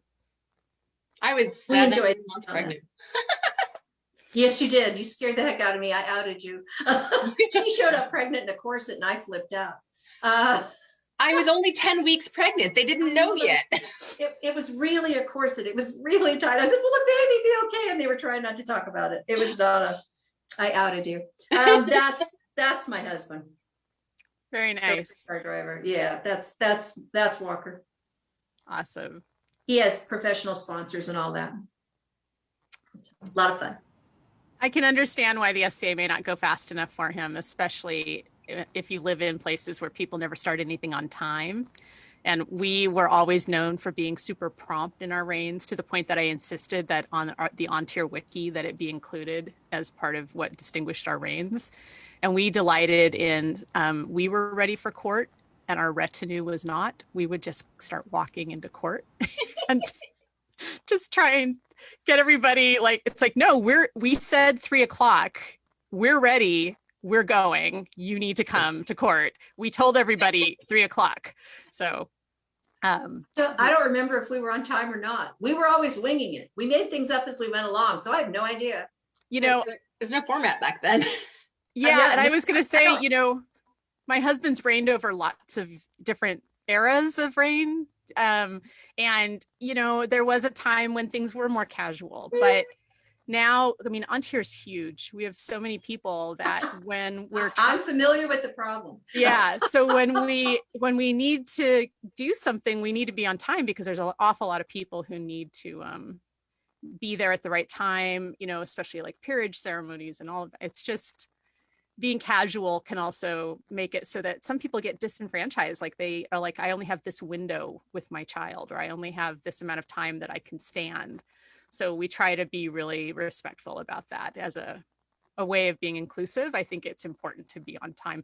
I am not a prompt person. I just want to say this is all my husband. I cannot take any sort of personal credit for that. He is incredibly punctual. So, you know, the expanse of Atenveldt when Care was reigning was truly unique. And if you guys have the opportunity to compare that, especially to On-Tier and how, you know, 16 hours is like a day trip here, that's also how it was when she was reigning. Yeah, I mean, that's incredible. Well, and in our second reign, not only had we spun off Meridies and crowned their first prince, both the Outlands and Onstiora were ready for their principality status, for the petitions to go in. So we were, and within 2 years, we had really moved forward in that regard. But it was literally the whole southern half of the United States, including Montana and southern Idaho. Yeah. When we started, we lost Alaska at first, and then later Idaho was moved into. I don't know if it was the West first, and then I don't know if it was the West first and then On-Tier, or where Antir was created. Antir was created about 78, I think. So that was right after we stepped off the throne. And we just have the sticky uppy part of Idaho. Right. Well, and the difficulty for part of that was as we traveled, the kings hadn't traveled. Kingdom Central, it was Rome. It was a very centralized process. And as a result, we really tried to make a difference. The very first week we were on the throne, Outlands revolted. They created a Magna Carta and said we would only be king and queen of Phoenix because we never traveled outside of there. Well, we just stepped on. So we went running up there, and I had quit work both times that we were on the throne, because in those days, all work was done by letter. Telephone calls were exceedingly expensive, even in state. So we had to be able to do everything by letter, and somebody had to do that. And we didn't have the officer staffs that exist today. There wasn't all that assistance. We had officers, but they each had their own roles. The marshalate and the herald's office, and the seneschalate was specifically related to events that were held there. And immediately we started traveling, and we traveled for 15 months and managed to I think make a difference. There are a couple of things we did that were really different. I told you one was we moved the crown out of the sun. We actually held a crown tournament not in Arizona. Another thing that we did was we recreated this Atenveldt, because there was no name, in sort of the same way that Antir is faced with. There was no name and no central identity for the central kingdom of Arizona. It had been the barony of Atenveldt, the principality of Atenveldt. It became the kingdom of Atenveldt. It was Atenveldt, and other areas evolved, and they had their own. The other three areas had their own identities: Meridies, Onstior, Outlands, but Arizona didn't. So Dayton and I said, well, that's silly. So we need a principality. So we have the principality, we'll call it the Principality of the Sun, and we held the crown list or cornet list. We didn't ask anybody. We didn't arrange it with anybody. We didn't put in any paperwork. Ultimately, they decided that that probably made sense. So it was accepted by the board and the herald's office. Not the way it always goes. Because it made sense to be able to do it. And then I think there were 26 different, I'm not sure how many reigns of princes and princesses. But that was in our first reign. We were continuing the policies of Dennis, of the Titans, whom we followed. And Deaton really wasn't familiar with the SCA at that time. So I quit work, and we called Dennis the coach and gave him a whistle. And the three of us worked together, and we worked together through the end of his reign and our two reigns, so that we really had a unified intention to decentralize Atenveldt and be inclusive to other areas. And I think in many ways it was very successful. It's one of the things I'm proudest of was midwifing the four kingdoms actually in Atenveldt. And then our 5 grand kingdoms, which is just fun. You know, we just have 5 grand kingdoms, and they just make us happy in our old age. That's really awesome. Shaxi's letting us know that the sisters are interviewing Dennis next week. So for anybody who's listening, I know that. That's that'll be cool. So a little more history. I mean, we'll chip away at it bit by bit, and then some future anthropologist will listen to all of this and be like, what are they talking about? Like, is this real or not? Or, you know, real to us. As real right. as real as we choose to let it be. That's right. That's right. So what I'd like to do is look at some of your last photos. There's a lot of them. So they're mostly of Morgan and Livia. So we've seen a lot of these and on tier, you know, but I do want to go through those because I know it's really important to you, Kara. So let's look through those too. Yeah, Morgan won Hope of the, it was given, I don't know if it was the first Hope of the Sun, it might have been in 1990 in Atenveldt. And he was just about 10 years old. I was the first one of, there were a couple of people who had kids, but mostly I was the first in a large group of people who all had children at the same time. And that's Morgan at about 8 or 7, something like that. That's an Estrella. Oh, he's so cute. What happened to my blonde-haired, blue-eyed baby? You know, because now he's this dark-haired, dark-eyed, gorgeous man. He looks like his daddy.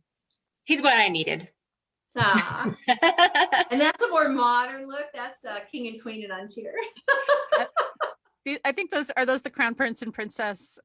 Yeah. So Yeah, that was the day he won crown. That was crazy. And it was so crazy that he won with all of our like second reign retinue was up here fighting in the crown list that Kiartan held open as well. So Minako was our head of retinue, also totally different name in Atenveldt, but and Nick Mortensen, and then there was Merrick the Jew. They were all like our retinue, and they just like, okay, Morgan and Livia won, let's step behind them. Yeah, and that's something people may or may not be aware of, is that not every kingdom holds open or closed lists. In Ontir, they're almost always open, meaning anybody can fight. And if people are from outside of the kingdom, they can petition the crown to fight, or the crown will just open it. It really is up to the crown to decide. So that's so foreign to me, because every kingdom I've lived in has been, you submit a letter of intent, and it's a very regimented process there, but it's always close to resident requirements. And Deaton and I were the first ones in Atenveldt to close the list to non-residents. Yeah, and I think there's benefits and downsides to both ways, or any way of doing it. But I know that Ontir's just always been this way, but we also are like, we like to think of ourselves as rebels without a pause. So there you go. Oh, it's so good. So good. I love this photo. This is adorable. I don't even know what Morgan's saying. It's funny though. He's more animated than his normal. Well, judging with who you have in front of you, it's probably something really lovely and complimentary. So, because she is a delight. Yeah. So, and the person sitting directly behind her as your heir is our current queen. So correct. And Helene actually helped me a lot this weekend through, period pigments, and she's really inspired me to up my art game. And I love her to pieces. She's just such an influencer, and so just so amazing in and of her own. It's really great. As a consort, she really adds so much to being part of the kingdom. Yeah, and now as a Laurel, which is really awesome. So that was a great offer. I really enjoyed that. Yeah. Look at our kids. I love that picture. Them and their absolutely love. It's great. Yeah, the Strumpets, Margot and Laurie and everyone, they went out of their way to make sure that we really felt like absolute royalty, and they made sure that our kids felt like royalty. And that is just the coolest thing on the planet, that our kids were so included. Well, and they're old enough now to really enjoy it too, which is makes it easier. I apologize if people are seeing any or messages on my screen appear from Discord or Steam, because I'm getting messaged what my kid is signing into as we're doing this. It is part of parenting. So I have a question actually. Do y'all's kingdoms do the it's all y'all. Whatever. All y'all's kingdoms. Keep hating. Depends if it's Roman. Prince and Princess Royale, where the royalty can put the royale on. You know what I'm trying to say, but that's actually the proper term for on tier. Yeah, and in Atenveldt, it both yes sometimes and no sometimes. It's more the process now to allow them to be than it was at the time that I was king and queen. But there are lots more kids now than there were. I think we are more, while the SCA that I experienced tended, when Morgan was growing up, we tried to make it not age. We tried to eliminate so much age discrimination. So people who were young, if they acted like they were more mature, if they acted like adults and were responsible, we tried to treat them that way. And I think that that's one of the advantages of the SCA. So I'm in favor of that practice. Yeah, and it does honor the time commitment that children, either at events or away from their parents, that they are also paying a time penalty. They are. So, and we reign twice with our children, and the second reign out of 3 was in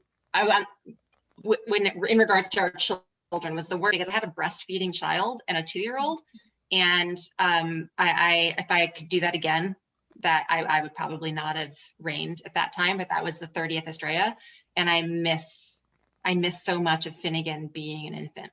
Yeah. quite frankly. This is 30th Estrella. No, that was Crown Tournament that Morgan, no one knew Morgan, and it was Kjartan and Shea's first day. Oh, I apologize. Yeah, no, Kjartan and Shea. We were like this with Kjartan and Shea, and Morgan just like all of a sudden spontaneously was in the finals. And Mary Grace, whom I reigned with in 2007 from Atenveldt, she was like, "Oh, let me herald you," and everyone knew that I desperately did not want him to win that crown. Not at all, because I just didn't want to reign again. And I also didn't think it was appropriate to reign in a kingdom that I didn't know their award names. That was important to me. And so Mary Grace, her heralding in this moment, she's literally saying, "If he should win this day, may the sun crash down upon his head like her wrath." And everyone else had no idea. They were like, "What just happened?" I remember seeing online, because I was not present. That's Deaton, by the way, holding the big standard. I remember this beautiful picture of you, and you've got your fingers in the face plate of his helm, and you're leaning in, and everybody goes, "Oh, that's so romantic." And I knew, no, you were threatening him. I knew exactly what was going on. That's the best. And of course, everybody else is like, who are these people? Are they okay? Are we going to be safe? Are we going to be like, are terrible things going to happen to us? You know, open lists. This is just kind of what we live with. A little bit of benign masochism from, between crowns. So I will say the Rainer game is on point though. So we also were close friends with Eric and Drafina at the time, and most people had no idea that Morgan and I had been living here for well over a year prior to that crown. And you noticed that he's actually holding a pink dagger in his hand. And we were joking in the courtyard of our encampment over with Eric, and I said, "You know what? If he makes it to the final round, he's gonna do it with a pink dagger." And Eric's like, "Okay, I'll totally let him." Well, guess what? It happened, and Eric came up to me, and Drafina came up to me. They're like, "Olivia, I can't actually let him do that, right?" I'm like, "Oh, fine." It's beautiful. It's a great shot. That's at the 800th coronation. And Their Majesties on tier came down, and that's a family photo. It's wonderful. Finnegan's face. Yeah. They were having fun. I love this picture almost best of any I've ever seen. And I'm sorry it's small. I do not know who snapped this. I would love to kiss them and say thank you, because I don't even remember this moment. I did not get to see Morgan win the second time. I was in Hawaii, but this is the first time that he won the crown. The gentleman who was king ahead of him, what had been his knight, it was about 30 years, almost to the day that his father had won. And Dennis is there on my right. At that very moment, I'm sitting next to Deaton, and I may have slipped. I don't know. Deaton's sitting there on one knee. No, you and I are both crying. Look at how we're both crying. I turned and grabbed Deaton by the sleeve and put my head on his shoulder at that moment. And somebody snapped the picture from behind us. And that is one of my favorite moments in all my years in the SCA, is the moment that my son crowns himself as the crown prince. That's lovely. That's another family photo at Estrella. Well then. I don't know what year it was. It was before y'all had kids. I would think with that stomach, I was not a mom yet. And you look so well rested, you guys. Like, that's amazing. Oh, it was late at night. I don't know who took it. It was late at night in our pavilion. That is taken at the 30th Estrella. Morgan and Livia were there, and I was in a trailer with the kids because we had to have some way to contain them. Yeah, we bought a really long trailer for that. But then the next reign, as they got crowned, this is how old the kids were when they were crowned. So this is their second coronation before Estrella. And we let the kids be part of it. They decided that, you know, the fact that they had children should not be a surprise. And so we let the kids be part of it. And I love these family photos of them trying to be on the throne and do the throne's business, and with little kids running around. It was a blast. A pink plastic purse and Mary Jane's. I mean, that's the thing about the SCA. It's like this is the sort of stuff that happens, and it's wonderful. So kids can't do it wrong. Kids can't do it wrong. That's it. Oh yeah, with Minako sticking her head up in the back. And that is Deaton and me watching Morgan become a duke and Livia become a duchess. That's parent pride right there. And this is I don't have many costumes, and but I did allow Livia to have my Gyrony in her arms. And so we agreed that we would hand paint our dresses, and she made us dresses. I do not sew, I do not cook, I do not do art. Those things never interested me. I have lots of other skills, but those are not some of them. But Livia is quite a seamstress, and this was a lot of fun. That dress was a lot of fun. We had a good time. Yep. Can you still wear it? I can. Also, back then we chose some very synthetic fibers, and it's not pleasant and on tier. Is it not pleasant because of the weather or because of the judgment? Ooh, ouch. And now we're very concerned about authenticity, and y'all worry about those things, which I never did. I mean, you worry about it right up to the point where you're like, am I still enjoying this? And it, you know, if this is so fun that I'm not going to look askance at this. This is fabulous. So it's just really hot.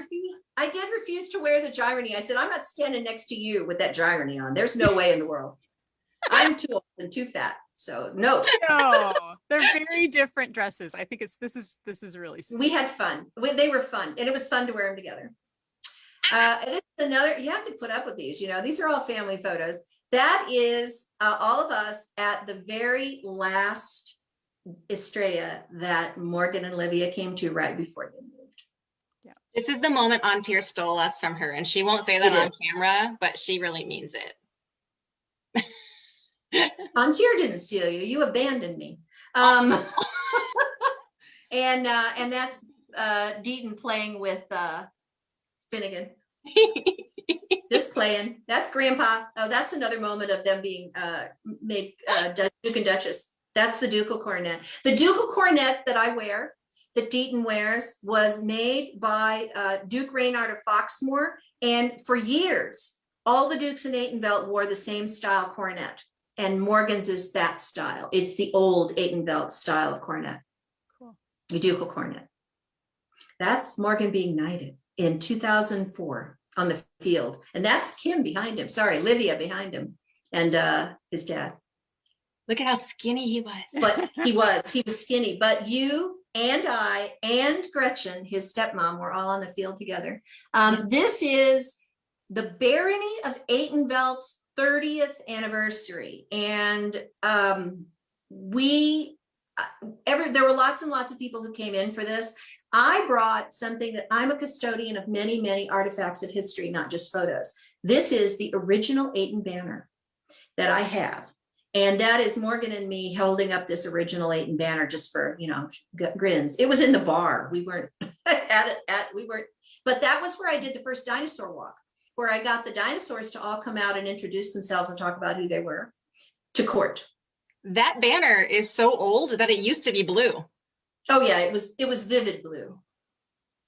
That's great. I mean, another argument in favor of using non-natural fibers is that the dye is less transient. So, you know, you still have color many years later where otherwise you wouldn't. So that banner dates back to 1969. Nothing would keep color that long. That's Morgan, Livia, and Deaton at the first crown tournament that Deaton won, or that Morgan won. Mm-hmm. Awesome. Very nice. Well, I'm glad we got to see all of those. Thank you very much for showing. Yeah, and to have also that extra intel about Morgan and Livia. And it's really cool that as a multi-generational SCA family, you've been such a part of each other's reigns. And You know, it's clear you have just a ton of affection and, you know, respect for each other. And that's very cool too.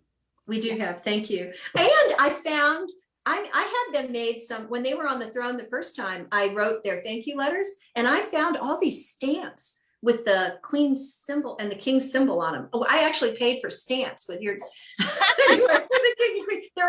they're not 55 cents, but anyway, they weren't forever stamps. That's hilarious. I'm sorry, go ahead. No, you go ahead.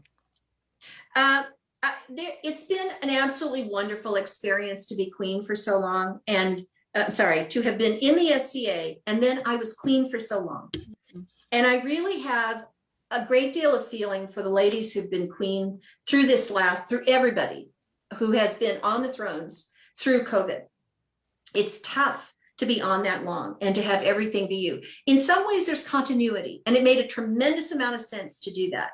But I did write a little something for Atenveldt's queen and our incoming queen, who's set to be queen shortly. If you don't mind, it's another limerick. Are you okay with this? I am so okay with it. Okay. And I have a story about that. 75 of them because it would bore the heck out of everybody. But there's a lot on being queen. But this is really about that. And then if we could take just a minute to talk about the SCA and sort of where it's headed, I'd really love to. Yeah, I wanted to get to that document that she sent and talk you about. You want to do that first, and then I can read. You go ahead. Okay. It starts with queens preside over every event, upholding all they represent. At each revel or court, demo tourney or war, queens are regal, even sleeping in tents. For 35 years now and more, Atenveldt has hosted a war, sometimes by weather undone, but mostly under the sun. We have lived all the lore we adore. A long line of queens we've admired have reigned with the lords they desired. Each one is a rose who now can disclose they all are the queens who've inspired. In Atenveldt for nearly 3 generations, 100 queens have received our ovations. Though we can't honor them all, each lady rose to the call, strove to be our dreams' highest creations. Her Majesty Elizabeth serves still, and Princess Mineko waits till we can meet face to face to play and embrace. All the queens, all our dreams to fulfill. That's so nice. I look forward to having COVID and events come back. But we have proven something that people said wasn't possible, and that is that the SCA can survive without face-to-face events for a while. And grow. By the way, we have new members. Yeah. I think Mineko is watching tonight, so she probably just heard that personally. So just so you know. Yeah, and it is one of the questions we ask when we normally follow our script, which, you know, we've kind of thrown out a little bit tonight, but that is both where we think that the SCA will be after the pandemic, but what keeps us inspired. And I think this historical information, this contextual information that you've put together is really neat. Maybe you could talk about this a little bit. My context for the SCA, I have to tell you, I'm sort of a philosopher. So I look at the SCA as something that we've created out of whole cloth and that we do because we enjoy it. But it does more than that. It teaches us, and because life is all lessons. And it is my contention that the SCA has always been just a little ahead of the national curve in terms of socio-political values, just a little ahead of the curve. I don't mean we're perfect, and there are things to be worked on, but I think of it this way. In the 1960s, in Berkeley, California, which was the height of the anti-war era and in the center of the anti-war places, civil rights was going on, and the SCA gets created, and it idealizes warfare and warriors. But at the same time, it did so by valuing courtesy, chivalry, and honor above all. So we were a little ahead of the curve. And that's both practice by the SCA and policy of the SCA. And the same thing was true in the 70s. In the 70s, ladies were parsley. So you have to explain what that means. Yeah, I am. We were put on pedestals, but we were there because we were pretty and we tasted good, but we didn't really have any purpose. At the same time that was going on in the country, we got the Equal Rights Amendment, which I was heavily active in, and a real intent to have women's equality in many ways.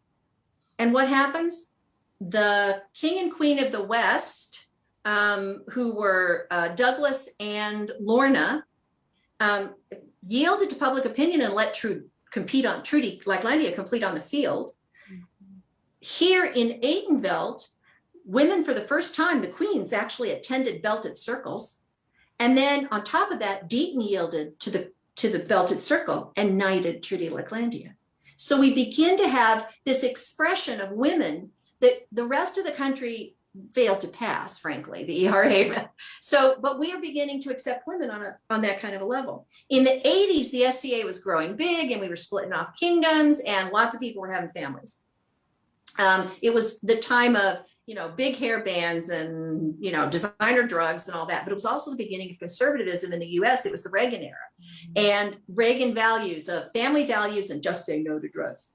The SCA, thanks to Morgan in many ways, said kids could kill each other out on this field. He told us that in the 80s, right when he was a little kid. And then in the 80s, here we are organizing youth combat. And thanks to Morgan and Deaton and I, we also created combat rules for kids so that we really did have family values being espoused in ways that would protect the kids.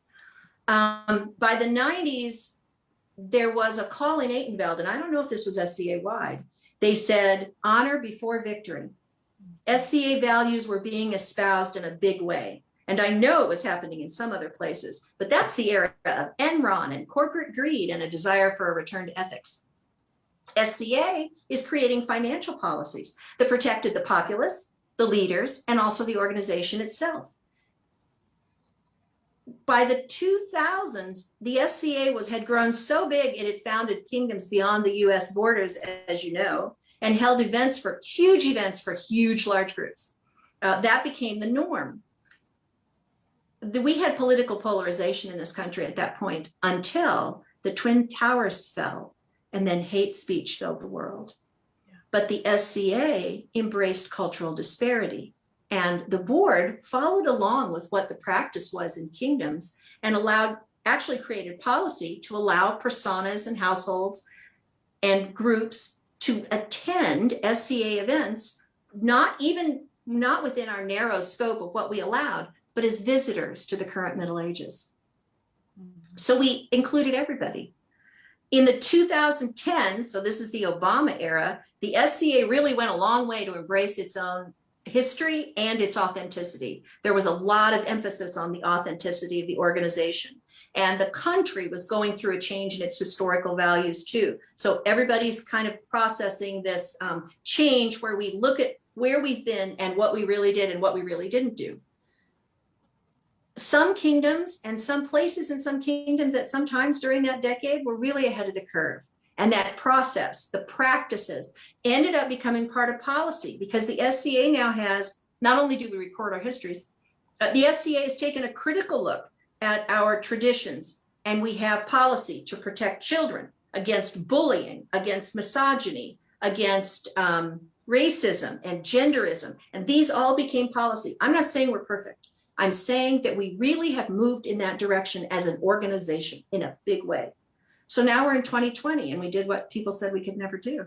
We utilized the 21st century medical science and said, no, it's not good to get together. It's hard not to get together as people and as an organization, but we've done it and we've embraced our, glistening and tarnished history and begun to look at it. And I thank you very much for inviting me to do this because I think it's important.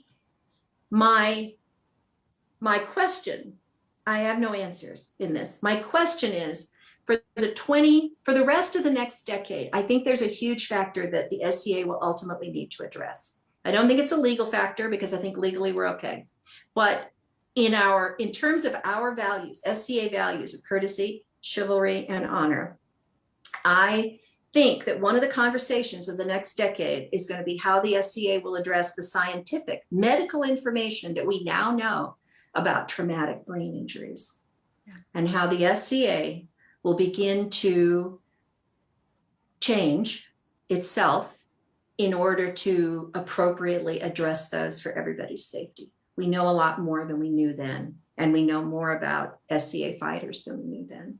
And I think it's a real challenge. I have no idea about what this will look like, but I predict, and I ask the question to the SCA at large about how we might best address that, because I think it's an obligation to address that in lieu of our courtesy, chivalry, and honor. And when we know better, we can do better. And the other thing that parallels everything that you were just describing throughout the decades is the advances of technology that allow us to move from phase to phase. That increases visibility of issues. It increases our ability to talk in real time with people about things that happen. And it also means, hopefully, that specifically with traumatic brain injuries, TBI, we can use technology to perhaps allow people to have better data about what's happening to them.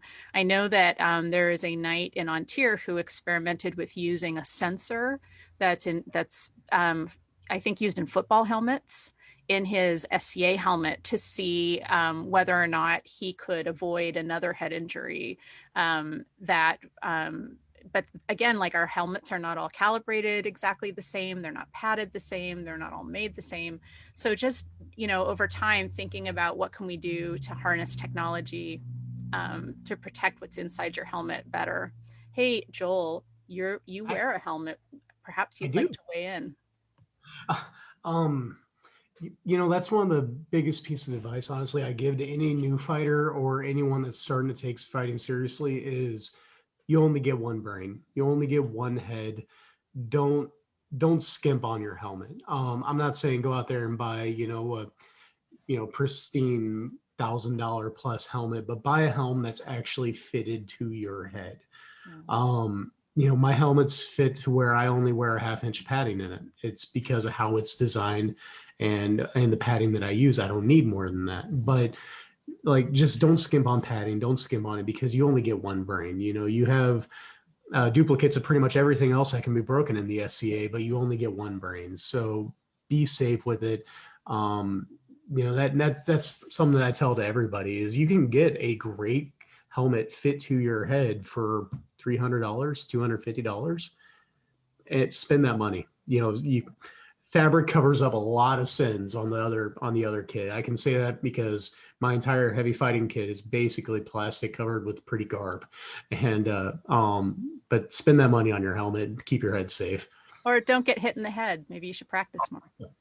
No, I'm okay with getting in the head. That's where I really miss armor. So. Well, and part of it has to do with the rules. At its earliest form, my understanding is that the SCA allowed fights from the side and hits from the back. And that's it. When adrenaline takes over, especially in melee situations, I think that's when our honor is most at risk. And there are people who have come out and said they were absolutely injured by that. And I think as an organization, we need to address that. I think the board has a huge, I think the board is facing a huge factor as we try to integrate concepts about fighting among the kingdoms and within families.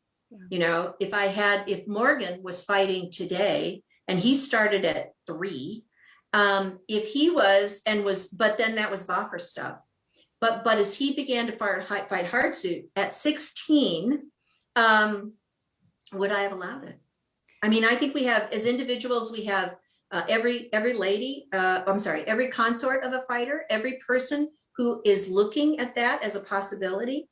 I think that the crowns have a sense of what's right and what's wrong, and we have to continue to discuss this just the same way that the other things that you brought out that are what I would call social issues of the organization, where we can get better, where we can improve. I think this is one of those areas. Well, and I have no idea about what that will look like. I just know that we know more now than we did then. It's pretty horrifying sometimes the way people take headshots and the way they're doled out. And I will say, from my personal perspective, there is some toxic masculinity at play in some of this, because there are people who are like, well, if you can't take it, don't play. And it's like, no, actually, if you can't use more self-control, maybe you shouldn't be the one playing. And I think we need to dismantle some of that. We need to take apart that attitude that getting injured as part of fighting is a badge of honor, and instead look at it as you should only get injured if the other person is working on doing a better job of not injuring you in the future. Like,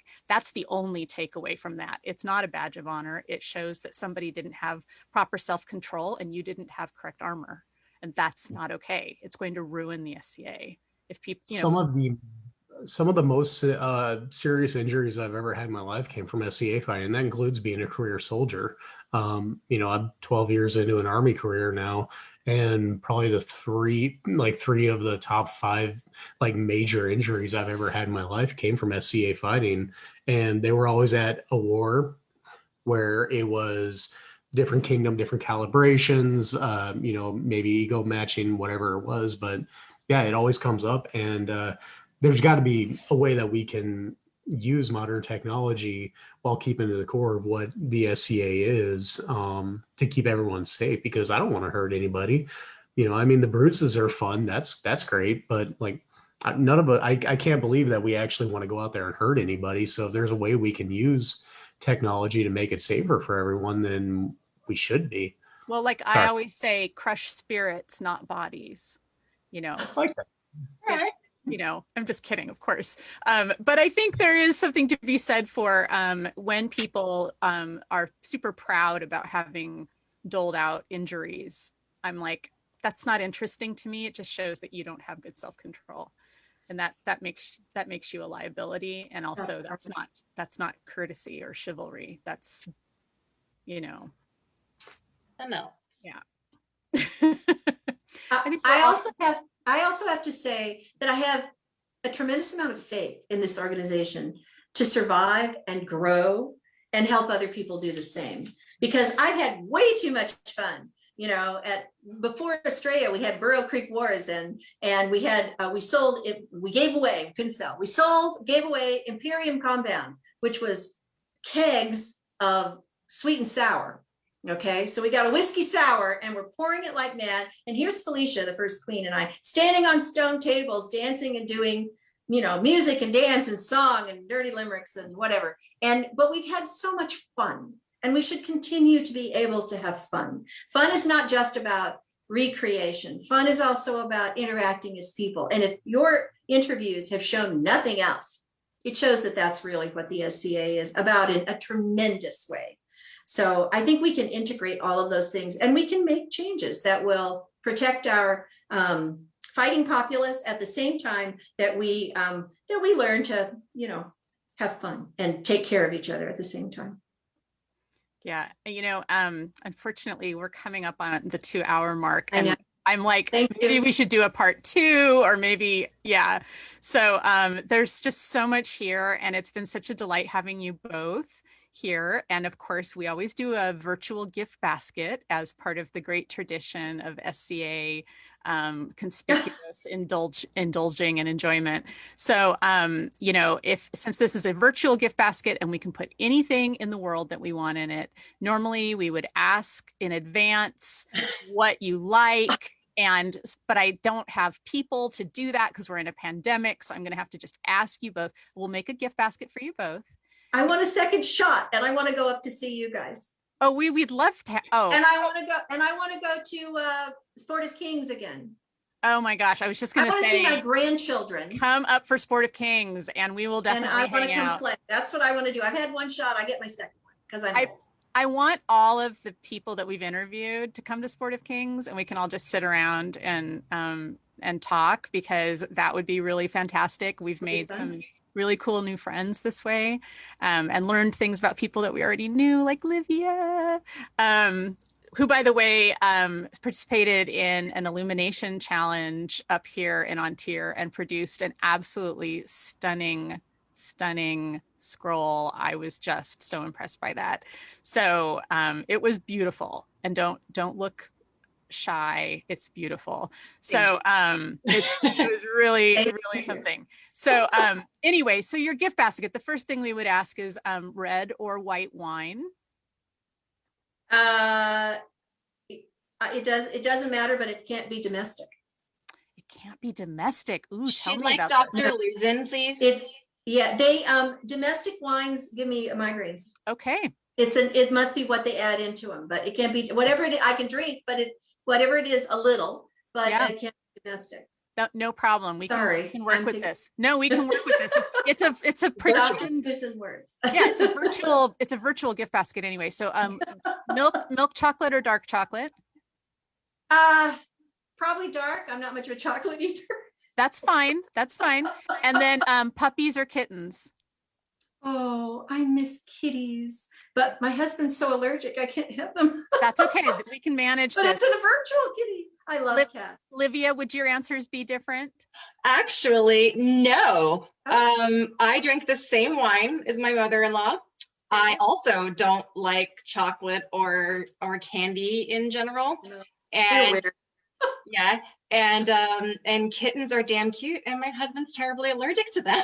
Okay, well, we can totally make this work because so what we would do is just like prepare a double basket, and then you guys can like split it up however you want. So I think what we would do is find something really interesting from maybe like Chile, or something from South America that something Argentina. something that some wine geek is like, oh my God, you have to try this. And I'm like, I can't have that wine, but I know exactly who to give it to. So we'll do that. Something really interesting, but different. Like each of you will get a different bottle so that you can drink them together and compare notes and Thank you. about them, do some tasting notes. So, and then instead of chocolate, gosh, what do you think, Joel? Some barbecue or something? Oh yeah, barbecue's always good. You'd have more perspective. There is not a meaningful source of good barbecue in Washington State, unless if you like Korean barbecue. Oh, how sad. Also, I hear that Mexican food's all sweet. It is sad. It's very confusing for people who live there. We'll talk. There's places. Smoker to Sport of Kings. We can make some ribs or something for everybody. That's Okay. more incentive to come. So you'll get a gift certificate. I'm a vegetarian, so I'm like the worst person to talk to about meat, but I'm thinking Claire loves salads. Joel would love to talk about meat with you. I could be a vegetarian, except I love meat. But I love vegetables most of all. They kid me because I say, oh, serve 3 vegetables and skip the rest. All right. Well, we're going to give you a snack pack of some kind. And then what we're going to do is we're going to get like 10 kittens and put you both in a tiny room together for as long as you can stand it. And then we'll just like give your respective partners some antihistamines or something so they can still be around you. But I think We have to take showers afterwards. right. But the thing is, to make it really special, let's just say you get to play with them over multiple occasions. Like maybe it's a kitten's livery I service, miss kitties. and you just get to hang out with them. Because I don't think you would want to take a litter of kittens home. So You could put her in like a laser tag jacket and give me like a laser pen, and I can make that even more fun with kittens like attacking her. I'm good. That's right. I think Hey, that I've would been be playing with terrific. lion cubs. I can do anything. Well, that's just it. So, and that's the thing so we're in Ontario, of course, we have a black lion on our arms. And so I think an additional item in the gift basket would be a fantasy, of course, but we think maybe a beautiful black lion for you to take care of. But that is the kitten that you would get. It wouldn't be a real kitten. It would be a black lion cub, and it's a fantasy black lion cub. It doesn't really exist, everybody, so don't get upset. I know there's no such thing, but it would be mess-free. It would never poop. You wouldn't have to feed it. It would be like a familiar. Wow, I get it. I think that's a pretty good gift, don't you? Yeah. I think that's an excellent gift. Yeah. And I know you just end Black up giving cat, it to your but grandkids. There Yeah. you go. Yeah, so you get to share. And then finally, when I was last reigning, Duchess Karen, who lives here now, was reigning in the West. And she went around to my friends in the West and had them write a bunch of really inappropriate limericks in my honor and gave me a book. And it's in a box. It's protected somewhere, But I think the other thing that I would gift you guys is a copy of those limericks with a bunch of spaces for us to write a whole lot more about our friends. And we could maybe keep that tradition going too, because some of these are quite naughty and I've put them away, but I should really let that particular flag fly. So I think that would be really fun. Duchess I did Slane. not do my naughty ones. I was very good, but I really love vulgar limericks. I am part of the Brotherhood of the Bangles, and in the Outlands, there were several campfires where I would just write terrible, terrible naughty limericks. And poor Duchess Slane, she was just like, "Stop it! That's inappropriate." Just say that. That'd be a lot of fun. Well, so those are in your gift baskets, and as Thank always, your gift basket does not have handles because it's terrible to try and get this home from events. And if there's one thing I want everybody to learn from these interviews, it's that baskets with handles that don't fold down are terrible, and they should not make them that way. They're terrible. You cannot pack them. You can't store them. You can't do anything with them. And again, prove me wrong. If you think that is an incorrect opinion, please contact Joel at Who really loves to talk about baskets. Oh yes. no, but Joel, you do have a passion that you would like to remind people of. Oh yes. Everybody, great opportunity. Renew your memberships. If you Yay! don't renew your memberships, we're not going to have the SCA to come back to. You know, where vaccines are rolling out. We're finally looks like it's starting to. There's going to be a light at the end of the tunnel here, y'all.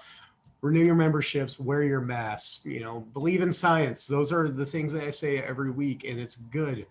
Please, if you don't renew your memberships, we can't keep having fun in person. We're going to get this, y'all. Yes. There. And thank you both for being here tonight. We really appreciate it. Thank you for the invitation. And thank you, Livia, for poking at me. Thank you, Dagmar, for the invitation. Joel, it's a pleasure to actually, get a chance to talk to you instead of just listening to you. And to the Sisters Interview Network, thank you very much for hosting and sponsoring. We appreciate it all. Thank you so much. This was so much fun. Thank you so much for joining us all. This was a really fun one. And obviously, having a guest interviewee coming in was a great time. Also, for everybody watching from home, thank you so much for joining us. You know how much we appreciate your time. We love you. Next week, join us. Okay, I'm going to try this again. Dag, ready? All right, we're going to be interviewing Duchess Darun Dagrun. Damn. Okay. We're going to be interviewing her for here next week, but I'm going to practice that. I'm going to get it right next week. You just wait. So, but thank you, everybody. Wear your mask, believe in science, renew your membership. We know you love you. We'll see you next week. Thank you so much, and have a good one. Be kind. Be kind.